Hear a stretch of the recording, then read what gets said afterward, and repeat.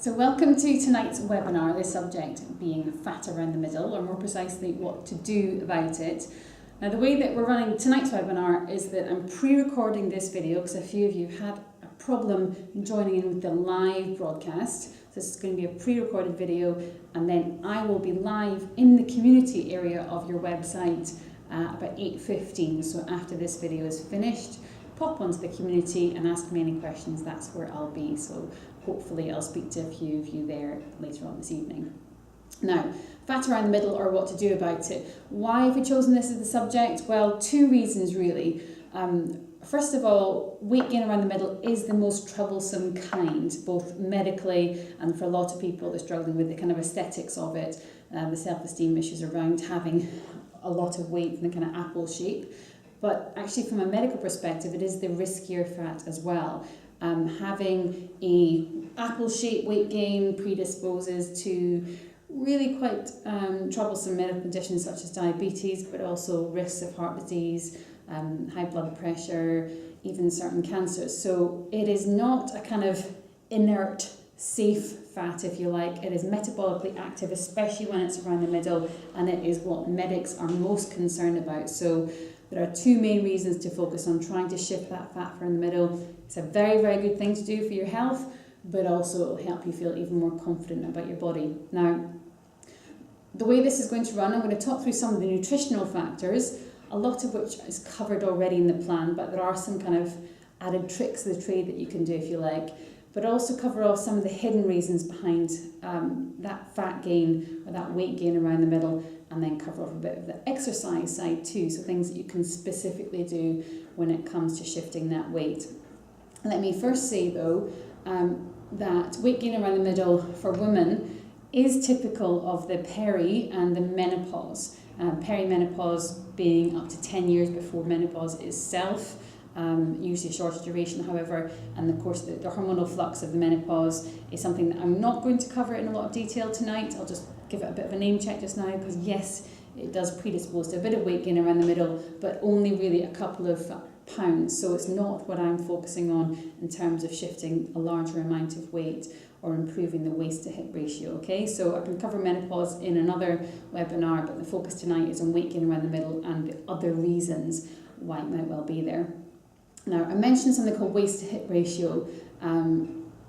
You've heard of BMI, so your body mass index. That's that kind of broad brush, the kind of generic application of whether somebody's underweight, average weight, overweight, morbidly obese, etc. So we're going to put that to one side. I don't particularly like it as a format anyway. We use BMR, your metabolic rate, your basal metabolic rate on this system. But when it comes to measuring, do you have a problem with weight gain around the middle? Is it something you should be concerned about? Then actually testing your own waist to hip ratio is something you can do as long as you've got a tape measure. So I'll just run through how you can do that. It's something that you can do alongside this video, or catch up later on tonight once you find the tape measure in that drawer in the kitchen where they tend to reside. So for women and men, take your waist measurement at the narrowest point of your waist, quite an obvious thing. Usually for a woman anyway, just above your belly button. Note down that number, and then measure your hips at the widest point. Again, note down that number, and then divide the waist measurement by the hip measurement, and that is what's known as your waist to hip ratio. For women, you're looking for a result of 0.8 or below, and for men, I think it's 0.95 or below. Now, that essentially means that you're not, if you are out with that category, if you're 0.8 or above for a woman, then you are classed as apple shape. Now, in my experience, my personal experience is you can fall into that category from quite a wide variety of shapes and sizes. However, if you have narrower hips, just because that's your build, that's my build for example, then your waist to hip ratio is not as distinct as some other people that have more classic pear shape. However, use it as a, if you like, a line in the sand, and make sure that you try to look at your measurements and see, am I crossing that line? Is there something I need to work on? And of course, just looking in the mirror is enough for most people. But that's what certainly, in terms of categorising people and helping people to understand if they have a problem with weight gain around the middle, waist to hip ratio, you can Google it. There's plenty of advice out there as well on that online. Okay, so there we are. Have you got the problem in the first place? why does it occur? As I said, I mentioned menopause earlier on, but really I'm more interested tonight at talking about the other reasons. If you have come from a diet that's high in refined carbohydrates, high in sugars, then you're certainly more predisposed to gaining weight around the middle. However, why do we reach for those foods? The bigger issue is often stress, because if you are stressed and you have the stress hormone cortisol kind of pounding in your body, then it's something that makes even the most intelligent of us want and crave a quick fix carbohydrate or high fatty food. It's something that we all instinctively reach for when we're in a stressful situation. And now this is our bodies actually working with us, believe it or not against us, because we haven't really evolved out of our caveman years, if you like. Our bodies in evolutionary terms are very similar to they were thousands and thousands of years ago. So really how our body perceives stress is as if we were running away from a wild animal, or as if we were chasing down the hunt on our food. So it pumps us full of this energy, and we need this quick fix, if you like, quick fix from fuel, but also it if you like, alters our biochemistry and pumps us up so that we can cope with that stressful event. The challenge is these days, our stressful event is much more likely to be sitting in a traffic jam on the way to Sainsbury's, or dealing with the school run, or dealing with a crazy boss, as it is to be chasing after a wild animal. Therefore, when we are driven to snack in that way, and we have that energy flowing about our body ready to be used up to take action, of course no action happens. We just sit in the car for longer, or we just sit at our desks and kind of ruminate about the problems that are occurring in the office, whatever it might be. We're not actually expending that energy that a lot of us consume, even kind of hidden calories, things that you just kind of hoover up when you're standing up, or eat or drink without thinking about it. So the opposite of eating mindfully, if you like. What happens then is, because that energy is not used up, it is stored close to the powerhouse of your body, close to the liver, because that is what would metabolize that fat. That's what would use that energy and put it to use and help you, if you like, fire forward when you are in that kind of stressful situation. So your body will store it close to your liver in that abdominal region where your body might need it most and can grab it quickly. So if you are perpetually stressed, if you are somebody that is kind of wired, you can be wired and tired, or you can be just, as I said, just continually chronically stressed, then over a period of time, the pattern can emerge in your body where your body is more likely to lay down fat around the middle of your body. So sometimes it's not so much what you are eating as what's going on in your life and what that is triggering, both biochemically but also emotionally, and kind of the triggers, if you like, in terms of what we reach for and we grab for. So I've spoken to quite a few people recently on the coaching calls where they're saying, you know, on Friday through Wednesday I'm managing fine, but the next again Monday when I go to work again and my boss has said, I've got this big issue at work, I just reach for, let's go straight to the vending machine, or I fall off the wagon, classic kind of stress-based eating.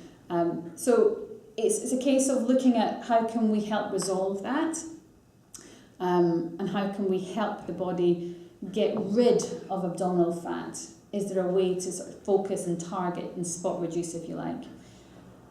So first things first, look at stress as an issue. If that is something, it may not be an issue for you, but if that is something, try to treat it in the same way that you would with your diet on this course. You're saying, right, okay, I know that this plan is going to work. What about a stress reduction plan or a stress management plan? I'm a big fan of the mindfulness movement, so looking at ways in which we can very easily soothe, if you like, the body's response to stress and actually rebalance the biochemistry, rebalance the chaos that's going on inside, as well as bring us back to kind of more settled place. So, for example, a stressful situation occurs. If you were to use some of the mindfulness techniques, and that might be monitoring your breath, for example, literally just thinking about your breathing pattern and noticing it and observing it, like a mini meditation, if you like. You don't need to be sitting in lotus for meditation or this mindfulness to actually work. at a chemical level or biochemical level in your body. Now that mindfulness, what it does, and that pattern of soothing the breath and deeper breathing, as I said, can actually alter what is going on in the body and alleviate a lot of the troublesome symptoms down the road. Again, if you're interested, have a Google.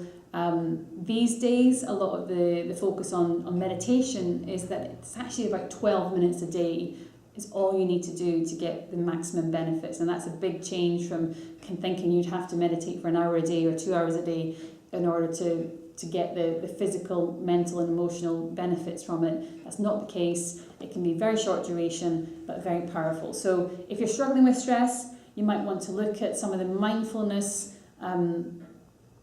things that you can do with the mind, with the breath, in order to break that habit pattern if you find yourself reaching for quick fix foods. And there's an interview with somebody called Dr. Jonty on the system, and he wrote a book about mindfulness, the Mindfulness Manifesto, which is an excellent read if you're interested in that. Okay, so that's something that you could do with your mind. What about the body though? What else can we do with the body? Nutritionally, there are a couple of things that you can work within the system. You can adapt within the system. If you are very stressed and have an issue with weight gain around the middle, I would recommend including a protein-rich meal at every main meal time. So rather than focusing on the carbohydrate-based breakfasts, go for more the protein-rich breakfasts, such as eggs, or making something with natural yogurt, or if you're going to have the porridge breakfast, for example, make sure you have a smattering of nuts and seeds on top, just because that slows down the release of the carbohydrate. So a lot of people that are stressed are very carbohydrate sensitive. You start with one slice of bread and want to finish the whole loaf. So we need to help you get out of that pattern. One of the ways to do that is to fill up more on protein, just to slow down the sugar release in the body. The other thing that you can do is increase the amount of good fat in your diet. Now, I know that's a strange thing for a lot of people on a weight loss plan to hear, because we still think about the kind of low fat mantra, but actually, I hope you've seen in the press recently that fat can be very, very good for you. It can actually help with weight loss. Fat is not the enemy it used to be considered. In fact, it can be very helpful. It's sugar and refined carbs that are the problem. But it still has to be the right type of fat. So increasing the amount of essential fats, and even things like coconut oil, which is a saturated fat, but a very beneficial saturated fat, into the diet, can slow down the transit, the digestive time frame, if you like, that food has to transit through your body, and literally slow down it increases the duration that meal will give you in terms of the energy output. So you'll feel hungry less, you'll feel fuller for longer, and you'll feel more satisfied as a result. So if you are traditionally a low-fat eater, why don't you try and experiment with increasing the fat a little bit, as long as it's from the good fat family. So that would be your essential fats, so things like oily fish, nuts and seeds. Again, they're in the protein pick-me-up, but you might want to include it in some of the other meals too, and start to drizzle a little bit more oil in your salads. Coconut oil, again, is something that I'm a big fan of, and you can start to adapt into some of the recipes. So that's something to do if you're stuck with fat around the middle, or you find you're still carbohydrate sensitive.